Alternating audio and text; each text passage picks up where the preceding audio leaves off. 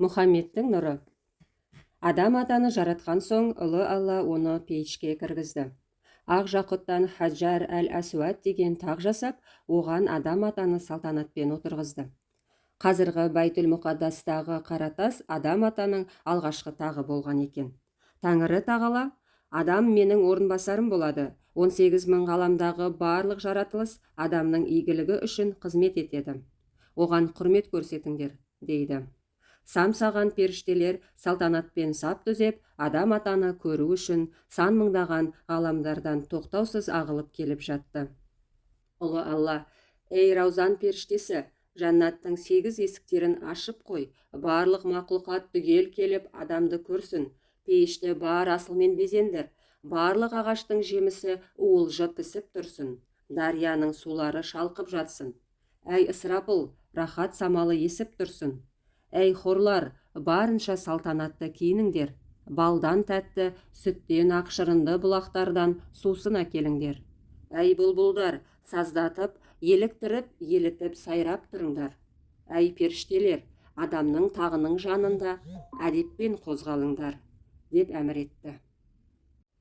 Адамды көруге асық болған періштелердің көптігі сонша, олардың қалың бір қауымы Құдай халифасының түр-тұрпатына назар сала алмай арманда кетті. Адамды көре алмай арманда кеткен періштелер ғылмандар атаныпты. Себебі адамға назар сала алмағандықтан олардың дәрежесі төмендепті. Өздерін толық бақытты сезіне алмай ғылмандар, «Я жаратқан Алла, адамды біз де бір көрсек деп едік, бізге кезек тиетін түрі жоқ», деп жалынады екен. Ұлы Алла, ертең мен адамды жер жүзіне таратамын, сосын нұрымнан жаңбыр жасап жаудырамын. Сол жаңбырдың бір тамшысын жерге алып түсіп, адамды көріп қайтасыңдар, деп жұбатады. Ысырапылға, қиямет қайымға дейін жер бетіне жауатын жаңбыр тамшыларының санын есепте. Оны әрбір періште жерге алып түссін. Сол кезде адамның түр сипатын көрсін, деп әмір етеді. Ысырапыл әуелден ақырға дейін жауатын жаңбыр тамшыларын санап шықты. Ғылмандар саны тамшыдан көп екен. Тағы да бір парасы бұл нығметтен құр қалатын болды. Олар, «Я Алла, бізге жаңбыр тамшысы да бұйырмады. Адамды бір көруге ынтықпыз», деп жамырады. Ұлы Алла, «Мен шебер Алламын, суды қар бейнесінде қайда жаудырамын. Сол кезде қардың әрбір шытырасын жерге алып барасыңдар», дейді. Ысырапыл қардың ұлпаларын есептеді. Ғылмандардың саны одан асып түсті. Кезек тимей қалғандары Ұлы Аллаға, «Я Алла, бізге тағы да кезек тимейтін түрі бар», деп арызданды. Сонда Алла тағала, «Уайымдамаңдар, мен шебер Алламын, шешімін тауып берем. Сендер бұдан бұлай сахар мезгілі болғанда менің рұқсатыммен дүнияға барасыңдар. Сол кезде ояу отырған тақуа құлдарымды қалауларыңша тамашалауға рұқсат. Одан басқа адам ұрпағын көруге сендерге рұқсат жоқ. Ояу отырған момын құлдарымның дұға тілектерін маған жеткізесіңдер.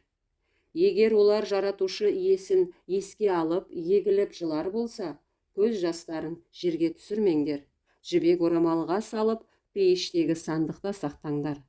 Хақтан қорқып жылаған көз жастары қияметте өздеріне шапағат қылсын», деді. Ғылмандар, «Я Алла, не себепті ояу құлдарыңды ғана көреміз», деді.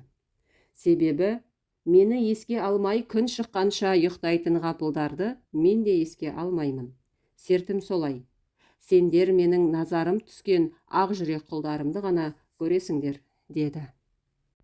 Сол кезде ғана ғылмандардың көңілі жай тауыпты.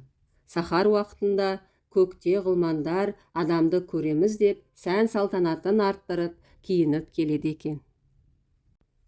Адамның қандай тілегі болса қабыл етіп, Құдайдың дәргейіне жеткізетін солар болыпты. Бірақ ғылмандар тек жүрек көзі ашылған момындарды ғана көріп, солармен ғана тілдеседі. Күн шыққанша ұйықтайтын ғапылдар Алланың осы нығметінен мақұрым қалады екен. Сондықтан да ғылмандар өз әлемінде барша адам баласының сахар мезгілінде ояу отырғанын Құдайдан тілеп отырады. Бір күні адам ата пейеш қақпасының жоғарысында тұрған бір жазуды көреді. Онда «Ла иляха иллалла, Мұхаммад Расулалла» деп жазылған екен. Адам ата Құдайдан: «Я Алла, сенің есіміңнің жанында қатар тұрған кімнің есімі?» деп сұрайды. Алла тағала: «Әй адам, ол сенің ақырдың соңында шығатын ұрпағың, ең соңғы пайғамбар, менің сүйікті досым, есімі Мұхаммед. Мен оны барша әлемге шапағат етуші, рахмет етіп жіберемін» деді. Оның менен қандай артықшылығы бар? Адам, әдепті бол. Егер ол болмаса, мен мына аспанды, жерді, аршы мен күрсіні, барлық мақлұқатты, тіпті сені де жаратпас едім. Барлық әлем сол пайғамбардың шарапатынан тұр, оған көп салауат айт, деді. Адам таң қалып тұрып қалды. Барша періштелер мен хорлар қызмет етіп жүргендіктен өзін асыл сезінуші еді. Ол ішінен: «Сонда бұл менен артық болғаны ма?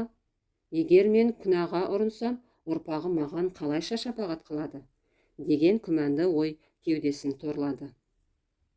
Сол сәтте ұлы Алла: «Әй адам, бұл Мұхаммед менің хабибім.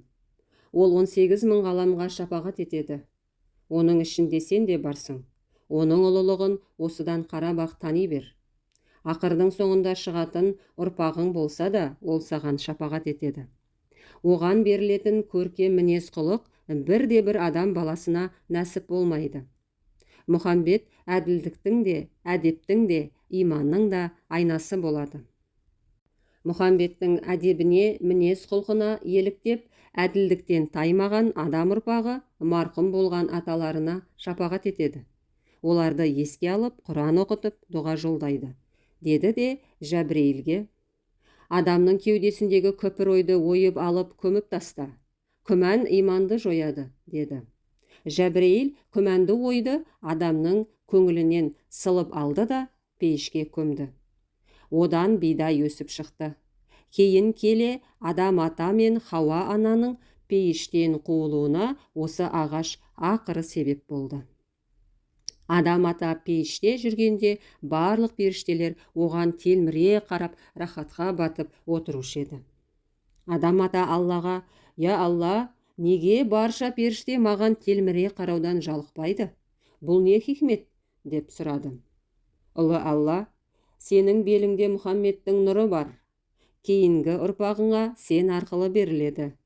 Олар сол нұрдан ләззат алады», деді. «Оны мен де көрсем бола ма?» деді.